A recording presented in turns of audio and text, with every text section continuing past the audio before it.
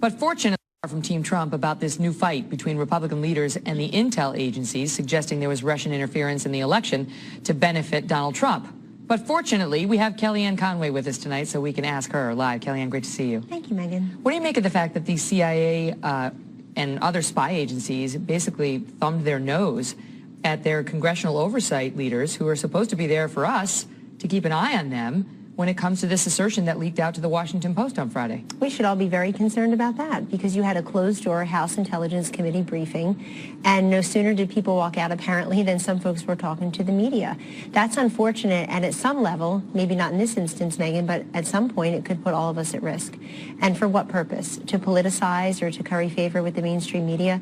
None of that is worth leaking secrets. But do you think that's what they're doing? This is what I was trying to do with Congressman King. Yes. The notion that, the CIA is doing anything other than working to protect us would sound very foreign to most people. Well, and I'm not suggesting that. Do you believe that they're politicizing this? No, I think people who want this to be the permanent campaign, who are the election deniers, frankly, and there's a whole group of them. It's not just Team Hillary, but it's a whole group of people who never even conceived the possibility that Donald Trump would be their president, and he's been for 35 days now. They are politicizing it. No, I believe, as the president-elect has said, which is more important than my opinion, he has great faith in the intelligence community. He said that as recently as this weekend. But in this particular instance, if you read some of these news accounts in mainstream papers where people are reading something saying it must be true, I just read 5 paragraphs strong where there's an intimation or an outright assertion that Russian interference changed the election result. That is just not proven. That is just false, and it's dangerous to our democracy. I went back and I looked at what Hillary Clinton said on live television at the last debate in Las Vegas on October 19th. And when Donald Trump said, "I'll keep you in suspense whether I'll accept the election results," she shot back with, "This is really scary." She thought it was horrifying. She thought it was horrifying, but she said, "I will accept the election results," because she thought she'd win. And now that she hasn't, I think she would be the strongest voice to come out at this moment, Megan. Maybe she'll come and sit here tomorrow night and tell you. Not bloody likely. That she wants to call off the dogs. She wants everybody to stop suggesting this without any proof of Also not likely. Let me ask you about these meetings today. And by the way, is it true that he didn't have Twitter there? Because I know they say they weren't big enough.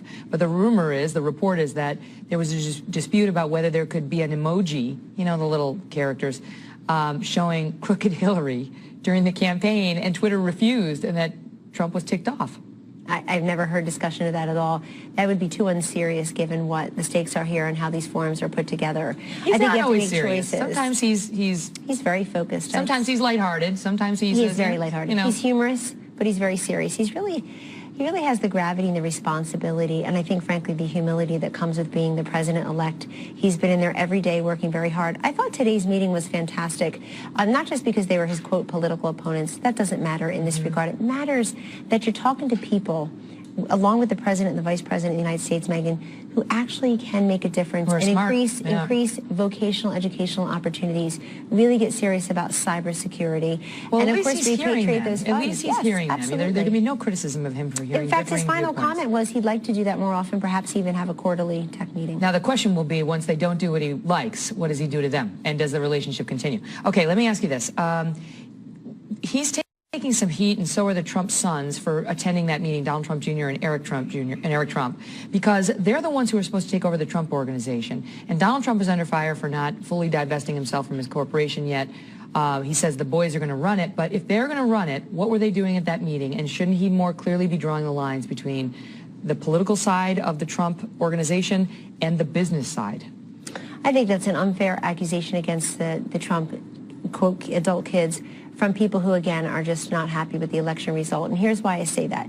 They can sit in a meeting where their father is convening with the nation's largest tech titans, who also have a responsibility, I think, to the public good, to make sure that we have educational, vocational opportunities. No, but the next time Facebook or Google deals with Eric or Donald Trump Jr. on a matter relating to the Trump organization, if they ever do, I think that's then they understand these are both businessmen and connected and spokespeople to the president of the United States. I think that's really unfair to them, because they're not spokespeople. This isn't coming from Megyn Kelly. This is coming from a lot of people. I know that. I'm hitting back at those who are oversight. suggesting. I read the same reports and the same Twitter feeds, Megan, and I think it's incredibly irresponsible to say that that Don Jr. and Eric and Ivanka and Jared can't be in a meeting with well, tech Ivanka giants and Jared are because- different because they're supposedly not going to be running the Trump organization. But look, the boys these are his in a different sons. story. These are his sons. I know, but and he's got to they're choose, incredibly does he business not? I mean, are we going to continue to see them in government-related meetings while they're running the Trump organization? Here's what I do know. Are we? That there's a lot of activity on the 25th and 26th floor of the Trump Tower right now